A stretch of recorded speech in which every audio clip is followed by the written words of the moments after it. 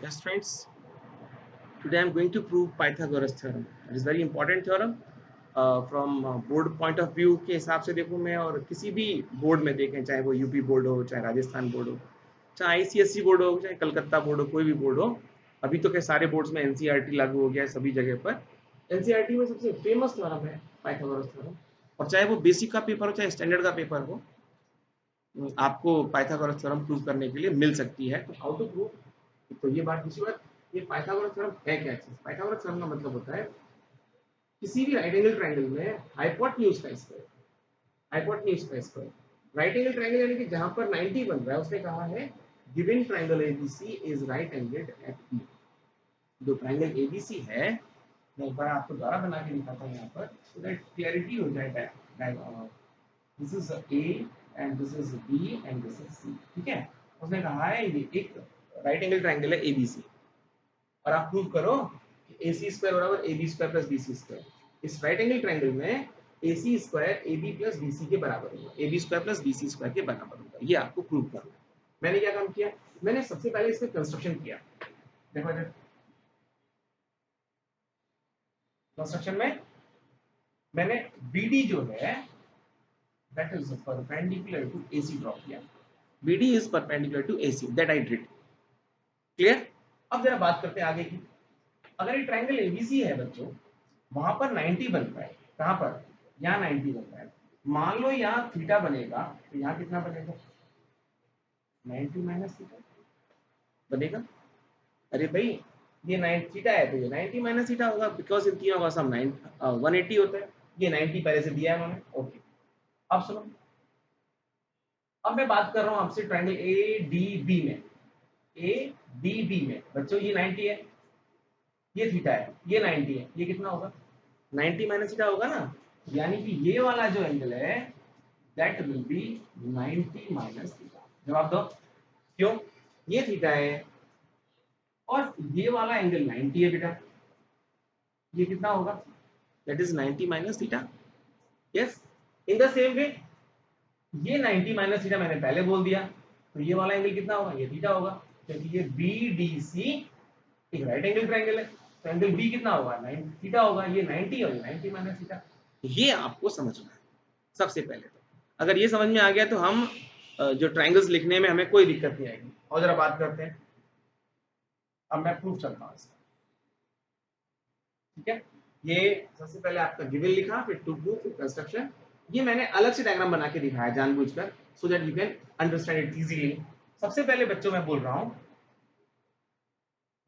In triangle ABC, ABC and triangle A ABD, ABC बोल रहा हूँ और दूसरा बोल रहा हूँ मैं ए डी बी। देखो, एंगल ए दोनों में कॉमन है कि नहीं? है। अच्छा, और एंगल ए दोनों में कॉमन है। एंगल बी पे कितना बन रहा है? एबीसी में बी 90 बन रहा है और एडीबी में एंगल डी 90 बन रहा है। देखो, बना 90। इसके दो एंगल बराबर हैं। इसका मतलब ये जो प्रोसेस मैंने लिखा है, ABC is similar to triangle ADB, इसका मतलब एबीसी जो है वो एडीबी के सिमिलर है। तो हम लिख लेंगे hence triangle ABC is similar to triangle ADB. एक और बात कंफर्म करने के लिए, एंगल ए कितना है? एंगल ए है थीटा। एंगल बी कितना है? 90। एंगल सी कितना है? 90 माइनस थीटा। ठीक है, ये मैं सिमिलर लिख रहा हूं। एंगल ए कितना है? देखो, थीटा है।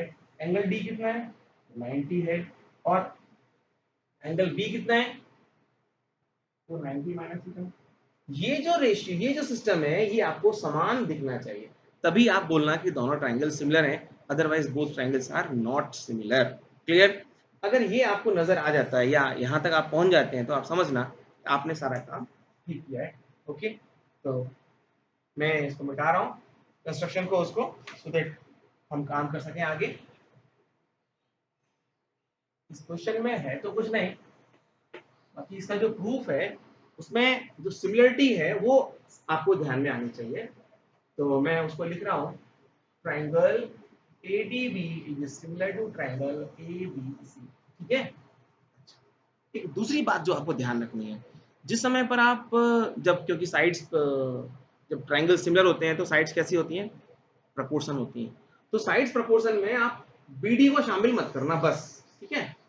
तो देखो सबसे पहले मैं क्या लिख रहा हूँ, AD, और फिर लिख रहा हूँ AB, ठीक है।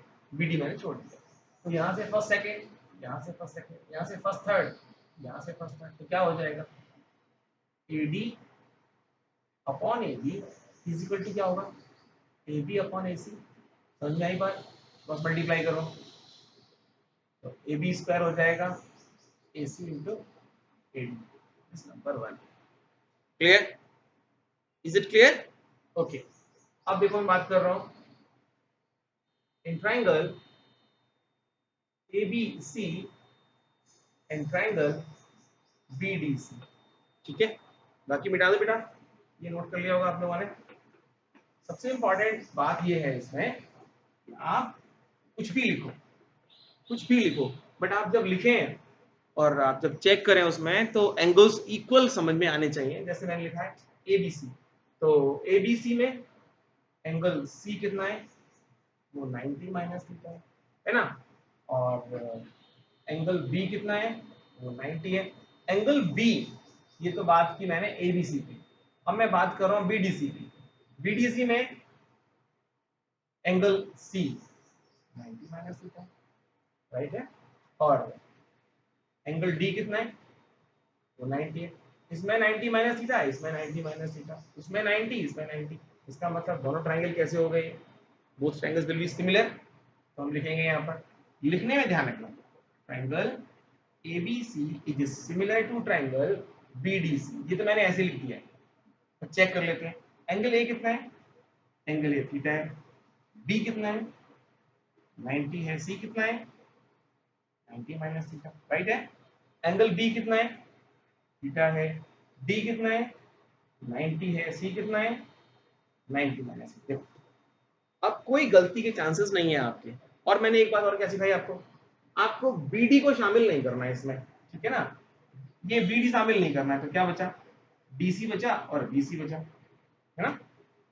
तो यहाँ भी ये दोनों बचेंगे ऐसे ही। तो आप लिखो, आप लिखेंगे इसमें BC, this is BC upon DC, है ना। BC अपॉन DC बराबर क्या होगा बेटा, बराबर होगा AC अपॉन BC। देखो दोबारा समझो, यहाँ मैंने लिया 1/3 1/3, यहाँ पे क्या आएगा 1/3 AC आएगा, वहां देखो AC। यहाँ लिया मैंने सेकंड और सेकंड थर्ड DC, यहाँ सेकंड थर्ड क्या है BC है, तो देखो इधर BC स्क्वायर हो जाएगा AC into BC, this number 2, ये नंबर 1, ये नंबर 2। आप लिखो एडिंग फर्स्ट एंड सेकंड, दोनों को जोड़ दो बेटा, एडिंग फर्स्ट और सेकंड। तो यहाँ पर क्या है AB स्क्वायर, यहाँ पर क्या है BC स्क्वायर, यहाँ पर क्या है, यहाँ पर है AC इंटू AD, और यहाँ पर है AC इंटू BC। देखो क्लियर, बात समझ में आ रही है, यस। तो यहाँ BC स्क्वायर ये लिख दिया मैंने यहाँ पर, और ये AB स्क्वायर यहाँ लिख दिया, AC इंटू AD ये रहा, और AC इंटू BC ये रहा। आपको ध्यान में आ रही है कोई बात, AC इस दोनों में कॉमन है, कॉमन ले लो, क्या बचा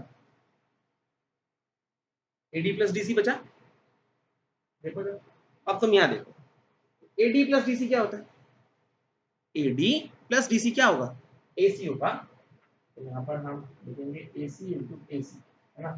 this is AB square plus BC square, AB square plus BC square. बच्चों तुम अगर प्रूफ तो वैसे हो चुका है, तो मैं इसको मिटा रहा हूँ, आपको ध्यान में आ जाए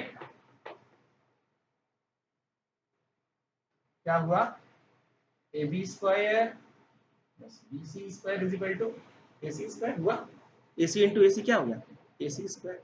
क्या प्रूफ कर दिया आपने, हाइपोटेन्यूज का स्क्वायर रिमेनिंग टू साइड्स के स्क्वायर्स के सम के बराबर होता है। So this is proved students, that is Pythagoras theorem.